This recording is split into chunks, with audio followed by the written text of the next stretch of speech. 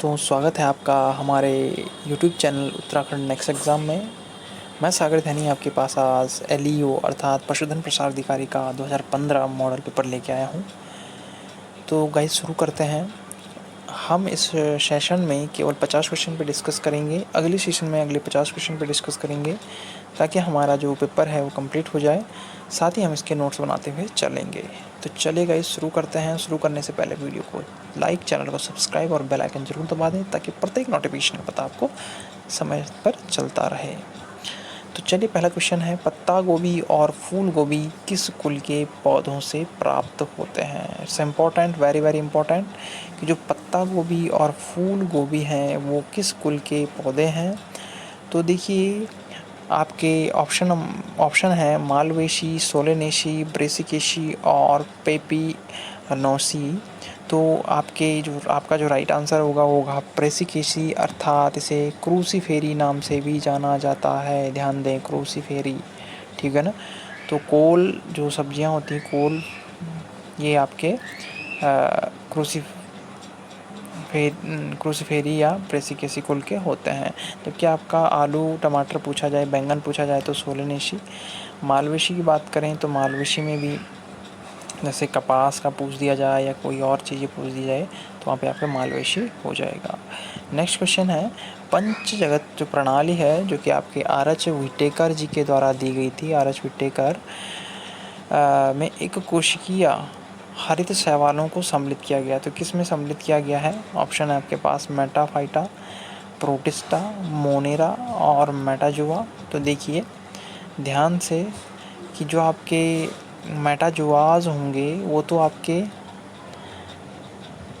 Animalia से related होंगे, ठीक है ना, प्रोटोजोआ एंड मेटाजोआज। मोनेरा की बात करें तो यहाँ बैक्टीरियाज रखे गए हैं, आर्की और साइनोबैक्टीरियाज, ठीक हो गया ना। तो नेक्स्ट है मेटाफाइटा, प्रोटिस्टा। तो देखिए यदि एक कोशिकीय हरित शैवालों की बात करें तो एक कोशिकीय आपके हरित शैवाल जो हैं वो आपके मेटाफाइटा में रखे गए हैं, ठीक। नेक्स्ट क्वेश्चन है, एक द्विलिंगी पुष्प जो अपने जीवन काल में कभी नहीं खिलता है कहलाता है। तो देखिए वो कहलाएगा आपका, ऑप्शन है क्लिस्टोगैमी, डाइकोगैमस, होमोगैमस और हेटेरोगैमस। तो आपका राइट आंसर होगा क्लिस्टोगैमस। क्लिस्टोगैमस का मतलब ये हमेशा बंद रहते हैं, ठीक हो गया ना। तो जो इनमें पॉलिनेशन की प्रोसेस होती है वो क्या होती है, ओटो होती है, अर्थात स्व परागण होता है, ठीक है ना। जबकि डाइकोगैमस में क्या होगा आपका, डाइकोगैमस में क्या होंगे खुले और मैं बात करूं तो ये क्या होगा, परपरागण का एक पोर्शन होगा। होमोगैमस में देखिए ये परागण का होता है जिसमें ये दोनों के दोनों एक साथ परिपक्व होते हैं। और हेटेरोगैमस आपका परपरागण है जिसमें जो परिपक्वता काल होती है वो भिन्न होती है, ठीक। नेक्स्ट है, एक मज्जा सहित रंध्र जिसमें फ्लोएम सतह दारू के बाहरी ओर स्थित होता है वह कहलाता है। तो आप देख सकते हो, a stele with pith and phloem layer is situated on the outer face of xylem scald ectofloic siphonostele, ठीक है ना, यानी कि बाह्यपोष वाहिनालरम कहलाता है वो आपका, क्योंकि बाहर की ओर है तो एक्टो, आप बाहर से समझ सकते हो कि एक्टो में ही इसे आना चाहिए। टर्पेटाइन प्राप्त होता है तो टर्पेंटाइन आपका अनावर्त बीज से प्राप्त होता है। मेनली आपके जो एंजियोस्पर्म्स एंजियो कह रहा हूँ मैं, जिम्नोस्पर्म्स होते हैं उनसे प्राप्त होता है, क्लियर, चीड़ वगैरह से टर्पेटाइन। अधिकांश लिंग संलग्न जीन्स पाए जाते हैं। तो जो लिंग संलग्न जीन्स पाए जाते हैं आपके ऑप्शन है वाई गुणसूत्र पर, एक्स गुणसूत्र पर, एक्स वाई गुणसूत्र पर और केंद्रिका पर। तो राइट आंसर होगा वाई गुणसूत्र पर, क्योंकि देखिए वाई क्रोमोसोम ही उत्तरदायी होता है लिंग संलग्न डिजीज के लिए, लिंग संलग्न जीन के लिए।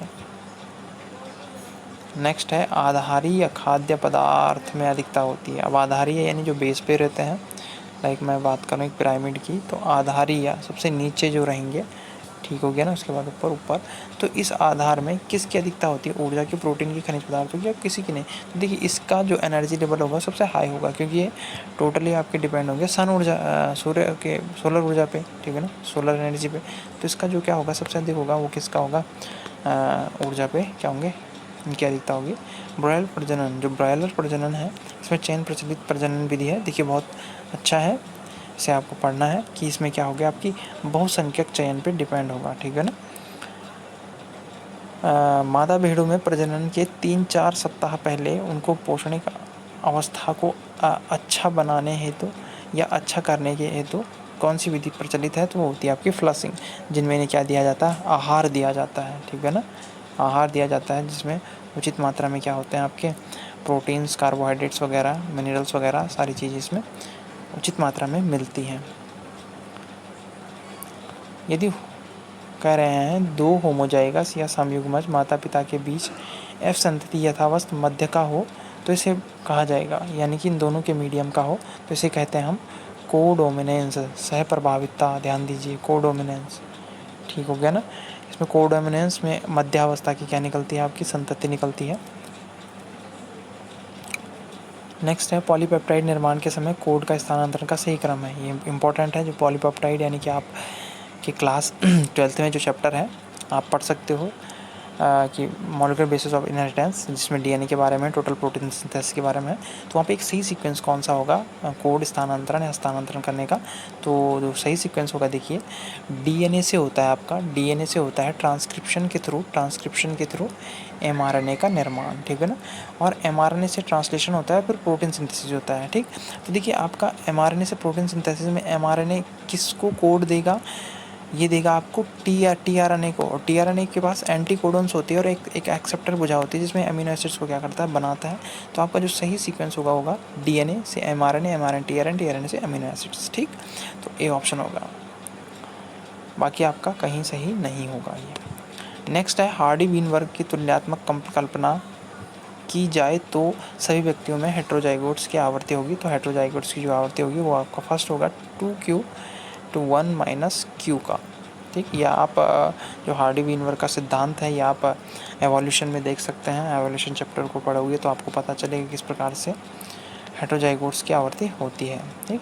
चारागाह चराई करने वाले पशुओं में शुष्क पदार्थ एवं अन्य पोषक तत्वों के पाचक गुणांक के तो जो विधि होती है वो ज्ञात करने की विधि में किस सूचकांक का उपयोग किया जाता है, तो आपका क्रोमिक ऑक्साइड का यूज किया जाता है, ठीक। अब देखिए किसी जनसंख्या में चयन प्राथमिक प्रभाव क्या है चयन का, तो चयन का प्राथमिक प्रभाव आपका वांछित जीन की आवृत्ति में बढ़ोतरी करना, ठीक है ना। जो जीन है उसकी जो आवृत्ति है उसमें यदि फ्रीक्वेंसी में हम बढ़ोतरी कर देते हैं तो हमें उचित मात्रा में या अधिक मात्रा में क्या प्राप्त होगा, आगे उस स्पीसीज की वैराइटीज़ या उस स्पीसीज को मिले, वो स्पीसीज हमें मिलेगी। साइलेज बनाने हेतु तो उत्तम चारा क्या होगा, तो देखिए यहाँ पे ज्वार है, यानी कि शोरगम बाइकोलर जिसे हम कहते हैं, ज्वार, चारे वाला ज्वार। लेकिन ध्यान दीजिए यदि आपका यहाँ पे मक्का आंसर होगा और शोरगम नहीं होगा तो आप मक्के पे क्या करोगे, टिक करोगे, ठीक है ना। नेक्स्ट है अच्छे साइलेज का पीएच होता है। तो देखिए जो अच्छे साइलेज का पीएच होता है वो आपका, जो मैं एवरेज की बात करूँ तो 4 होता है, ठीक है ना, टोटली यहाँ पे आपके पास है। तो आपका जो राइट आंसर होगा वो होगा 3.7 से 4.2। देखिए इसी के बीच में आपका 4 आएगा, तो यहाँ पे आपका सही होगा।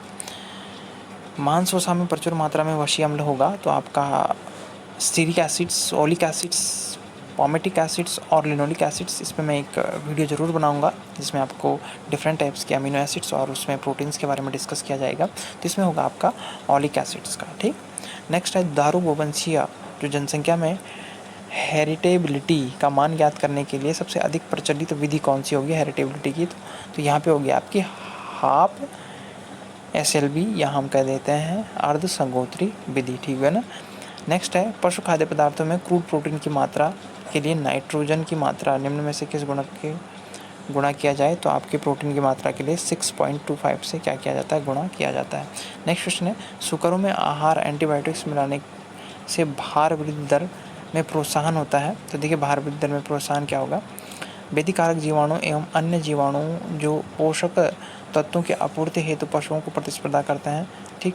की क्रियाशीलता कम करके। नेक्स्ट आपके पास वृद्धि कारक पदार्थों के संश्लेषण करने वाले जीवाणुओं की संख्या में क्रियाशीलता को बढ़ाकर पोषक तत्वों की के लिए आंत की अवशोषण क्षमता में वृद्धि करके, या सभी। तो देखिए इसका सभी आंसर सही होगा। ठीक। नेक्स्ट है लंबा लटका हुआ कान। देखिए इंपॉर्टेंट है, मोस्ट इंपॉर्टेंट, बार बार कई बार पूछा गया है कि लंबा लटका हुआ कान तथा रोमन नाक निम्न में से किसकी है। तो आपका राइट आंसर होगा जमुनापुरी का। जमुनापारी जो है उसका लंबा लटका हुआ कान ठीक होगा, और नाक रोमन जैसी होगी। पशु खाद्य पदार्थों में रेशे यानी फाइबर्स को विभाजित करने के लिए डिटर्जेंट पद्धति विकसित किया वान सोस्ट के द्वारा। नेक्स्ट है सूकरों में पेंटोथेनिक एसिड्स की कमी के लिए विशेष लक्षण दिखाई देते हैं। तो ये आपका गूज स्टैपिंग है। वैसे आपके पास सूकर है नहीं, ठीक, तो ये क्वेश्चन मुश्किल है इनका आपकी बार आना, लेकिन फिर भी भैंसों की नस्ल जो मुर्रा और सुरती के नस्ल के संकरण से बनती है। मोस्ट इंपॉर्टेंट है, तो ये मेहसाना है आपका, मेहसाना, जो कि मुर्रा और सुरती के संकरण से बनाई जाती है, संयोग से बनाई जाती है। स्तन एल्यूलर कोशिकाओं से दुग्ध श्रावण की रीति कहलाती है। तो ये आपकी एपोक्राइन कहलाती है। नेक्स्ट है एक वयस्क गाय के लिए फर्श की जगह होती है, ये होती है आपकी लगभग 30 वर्ग फीट, 30 फीट स्क्वायर में। ठीक, तो आपका राइट आंसर होगा 28 से 30 वर्ग फीट। क्लियर। नेक्स्ट है एक गाय की देह का भार 400 केजी है और तथा 10 लीटर प्रतिदिन दूध देती है, तो औसतन शुष्क पदार्थ होगा।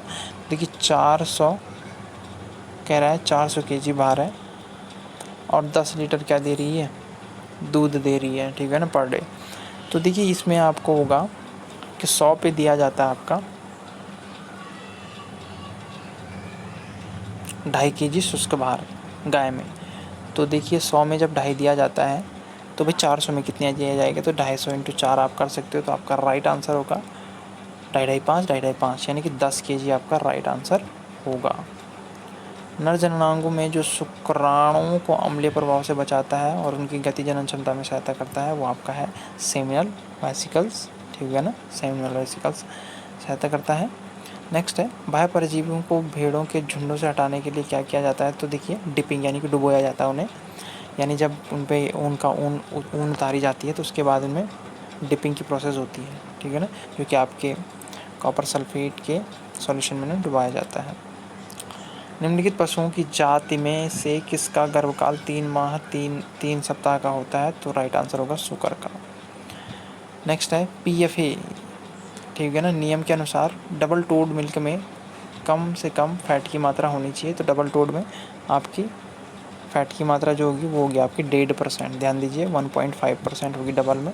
जबकि आपका स्कीम जो आपका टोड मिल्क होता है सिंगल वाला, उसमें होगी आपकी 3%, और आपका जो स्कीम्ड होता है, ठीक है ना, उसमें आपकी जो मात्रा होगी 0.5% से भी कम हो सके।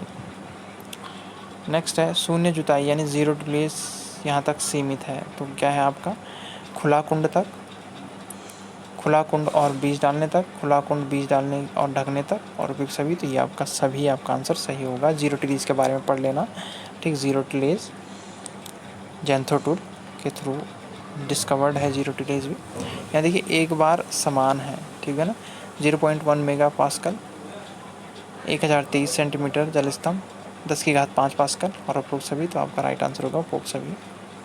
भारत में अधिकतम क्षेत्रों में कौन सी मृदा पाई जाती है। तो आपके अधिकतम क्षेत्रों में जलोढ़ मृदा पाई जाती है। ध्यान दीजिए जलोढ़ मृदा 2 प्रकार की होगी, आपकी बांगर और खादर, एक नई मृदा और एक पुरानी मृदा। खेती किए जाने वाले ज्वार का वैज्ञानिक नाम, तो अभी हमने ज्वार के बारे में पढ़ा, जो कि तो ये आपका होगा सोरगम बाइकोलर, ठीक है ना। अल्टरनेथरंस जो इकाइनेटा आपका जो वीड्स होते हैं, ये आपके द्विवर्षीय वीड्स होते हैं। न्यूनतम नियम परिकल्पना लॉ ऑफ मिनिमम किसने दिया था। तो आपके JV लिविंग ने दी थी। गेहूं में सिंचाई के लिए क्रांतिक अवस्था होती है। तो CRI मोस्ट इंपॉर्टेंट है, CRI स्टेज इसमें इसके लिए पाई जाएगी। कैल्शियम मैग्नीशियम सल्फेट की अधिकता से मृदा क्या होगी, लवणीय मृदा में होगी इसकी अधिकता, ठीक। दीप्तिकालिता क्या होगी, फिजियोलॉजिकल अथवा फूल बनने की प्रक्रिया पर प्रकाश और अंधकार की अवधि मानी जाएगी, ठीक। नेक्स्ट है 41वां पौधों में असामान्य अंग वृद्धि जो कोशिकाओं की संख्या की वृद्धि पर आधारित होती है, तो इसे कहते हैं आपके hyperplasia. Hyperplasia is right answer.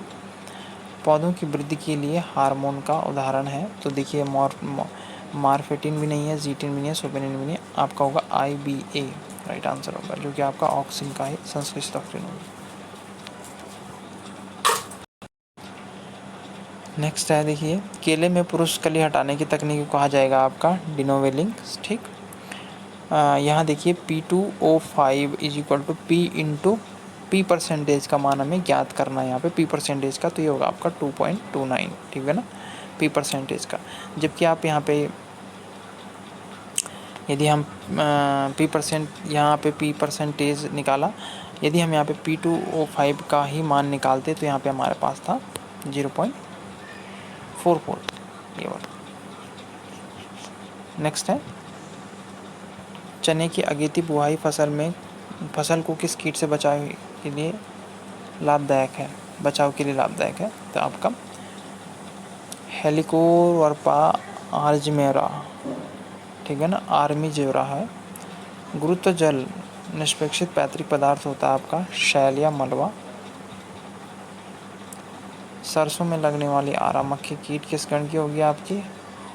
Hymenoptera गण की होगी। धान का पीला जो छेदक कीट होता है उसका वैज्ञानिक नाम स्क्रिपोफेगा इंसिटुलस होगा। कीटों की मैक्सली पर हुक के समान भारी संरचना आपकी गैलिया कहलाएगी। एंड लास्ट क्वेश्चन आज के लिए, कवक एल्बिगो कैंडिडा निम्न में से किस बीमारी के लिए है? तो ये आपका सफ़ेद रतवा या वाइट रस्ट के लिए उत्तरदायी है। तो आई होप आपकी समझ में आएगा। Okay, thank you.